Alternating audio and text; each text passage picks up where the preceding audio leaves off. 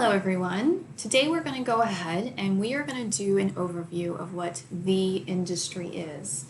Now, this is a term that you will hear used frequently throughout your time here at UQ. It stands for THE, Tourism, Hospitality, and Events Industry. Now, I know that some of you already have some ideas as to what you may want to do in the future. Some of you know you want to be a hotel manager. Others of you perhaps want to, go into events and do something with regard to festivals and those sorts of things. But essentially, this class is going to give you an overview of all of these different aspects of the industry.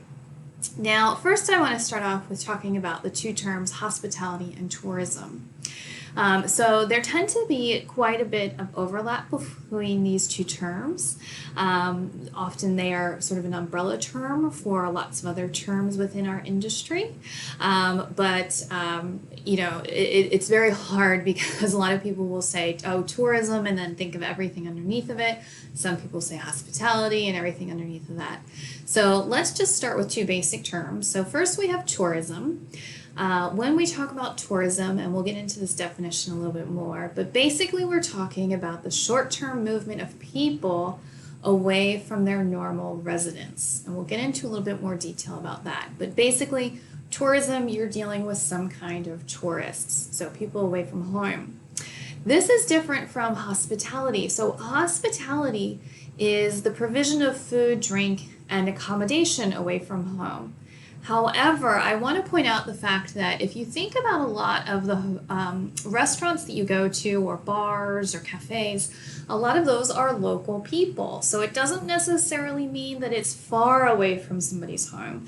It just means that somebody who is, not eating, not sleeping at home, that kind of thing. Now, the word hospitality comes from the word hospice, which typically means the place of rest for travelers or pilgrims. This, of course, would have been in olden times. And the idea of taking care of them and making them feel welcome when they're away from home. So that's why we talk about reception and hospitality and entertainment for them. Now, here are a few more terms that you may be running into during this class and then other subsequent classes. So as I was saying, hospitality and tourism are often used as umbrella terms for things like the lodging sector, and that could be anywhere that somebody's sleeping, whether it is in a campground, in an Airbnb, anything in between. We certainly have food service and managed services, so restaurants, bars. This even includes the concession stands at the stadiums or food trucks. Okay, recreation, all sorts of different recreation, attractions, gaming, parks, recreation. I do know that a lot of you want to go into events, so meetings, events, expositions. We'll discuss that more this semester. And then, of course, we do have travel by pretty much any kind of transportation available. So to muddy the waters even more and clarify some things, but also make it a little bit more confusing, as I was saying before, hospitality, offering food, drink, and lodging away from home. And of course, we're going to get into a lot more detail with this later on this semester, but things like cruise ships, okay? A lot of times people don't necessarily think of that as being part of hospitality, but cruise ships are basically floating resorts. They are hotels on the water. Same thing with casinos. Casinos are often part of resorts, so there is a hotel component with it. So basically anything that offers food, beverage, or lodging can be considered part of hospitality. Tourism is anything that supports travelers, okay? So obviously we're thinking about transportation, so how they're getting back and forth. If somebody is away from home, they need to eat, they need to sleep, so this is where you have that crossover, that overlap with hospitality. They need to be entertained while they're away as well. So pretty much anything, and that's why we often talk about this as the tourism department, as the tourism major, really anything that supports a traveler's needs when they are away from home. That's really why we say that. Now, there are a few definitions that you should know. The UNWTO is part of the UN, the United Nations. And the United Nations has lots of different bits and pieces to it. The WTO is the World Tourism Organization. And a lot of countries, not every country, So Australia does not have an ambassador to the UNWTO. They have an ambassador to the UN, but not the UNWTO specifically. But many countries do have a minister or a secretary of tourism that represents that country in the UNWTO.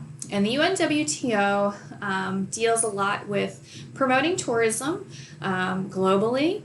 They keep a lot of data sets, and so they certainly keep up with statistics. They encourage things like visa reciprocity and access. So, for instance, encouraging airlines to open up and to offer routes in different places. So this is the UNWTO's definition of tourism. So tourism comprises the activities of persons traveling to and staying in places outside their usual environment for not more than one consecutive year for leisure, business, and other purposes. So let's get into a slightly more specific tourism definition. So you need to know these four pieces of the tourism definition. So first of all, tourism involves some kind of journey to a destination, okay, so away from home. And typically, there's a lot of varying opinions on this, but typically anywhere from about 80 to 100 kilometers from home, that constitute a tourism destination of some sort.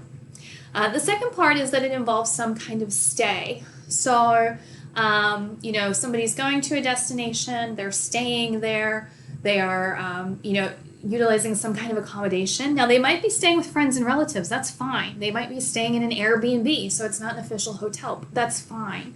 But they're staying at the destination and they're doing something while they're there. So they might be going to a concert, they might be shopping, they might be eating at restaurants, it does not matter. Now, as the UNWTO definition said, short-term or temporary visit. Here's the important part. They must be away from home for more than 24 hours, but less than 1 year. Now, if let's say somebody takes a day trip down to Gold Coast, okay, so that's probably about 80 kilometers or so away.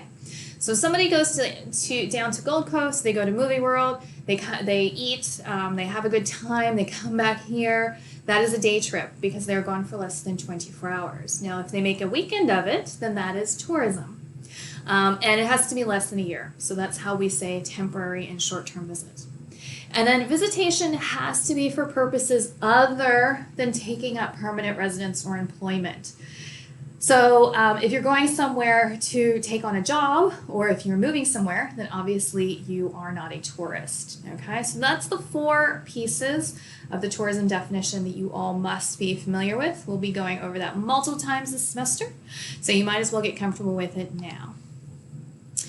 So as I was saying, hospitality, often these terms are used interchangeably, but they don't necessarily mean the same thing, and that's because tourists are people away from home. Hospitality can be given to residents, so as well as travelers, okay? But the point is that hospitality and tourism, as well as events, are very much related. So without one another, neither of them can survive. If you have an event, people are going to probably be traveling there and needing a place to stay. Once they get off of the plane, they're going to need to go somewhere and do something. When they stay in a hotel, they don't just want to stay in a hotel and stare at the four walls. They want to go do something as well. So it's really important to keep in mind that all three, hospitality, tourism, events, they work together. You can't look at them as being completely separate. So it's really important that you keep that in mind. Now, as we're talking about the industry as a whole, the industry is really quite unique because it's not like any other industry we have. Okay, now this is a picture of a Model T, a Ford car that was put out in the early 1900s. And as you can see, it was put together piece by piece on an assembly line so that every single car looked exactly the same. That is not the way things work in the hospitality and tourism industry. Every interaction is a little bit different. Even if you have the same person staying at the same place, being checked in by the same front desk associate, things change.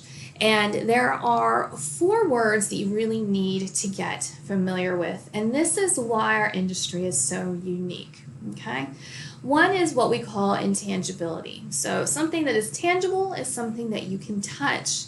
Something that is intangible is something you cannot touch. Now, in our industry, we're always talking about experiences and the fact that every experience is different. We are part of the experience economy. You cannot make an experience and put it on a shelf like you can make a car or you can make a computer and put it on a shelf and somebody can touch it. That's not the way that it happens. Instead, all of our experiences and all of the services that we offer are what we call perishable. Okay, think about perishable food. It has an expiration date, and after that date, you can't eat it. Same thing with our industry. Once the night has passed, you cannot sell that hotel room that went unsold. You can't put that hotel room back on the shelf and sell it later. Once the airplane takes off, you can't hold that seat and resell it at another time. Okay, it's perishable. Once the time has passed, there's no opportunity to make any more money from it, except for the next time there's a flight. Okay, we also call our industry very inseparable. So, and this has to do with people interacting with the service providers. So the experience is produced by the service provider and consumed by the customer at the same time. So that is why we say it is inseparable. And then also heterogeneity. Okay, so as I was saying before, every interaction is a little bit different, even if it is the same customer, the same service provider, the same hotel room, the same hotel. There's always going to be a little bit of difference going on, okay? And that's because maybe the customer had a flight delayed and so they're in a bad mood. Maybe the front desk agent found out that her daughter was getting married, so she's very distracted and she's not at the top of her game. So there are all these little bits and pieces that can influence how these experiences take place, and therefore, how the customer sees it, how it's produced, all of those sorts of things. So we're going to go into all details about all of these things and a whole lot more throughout the semester, but this at least gives you an overview about the industry and some of the major topics that we're going to be getting into more detail in. So please do keep these in mind, get comfortable with these terms, and of course, if there are questions and you need further explanation of any of these, please do let me know.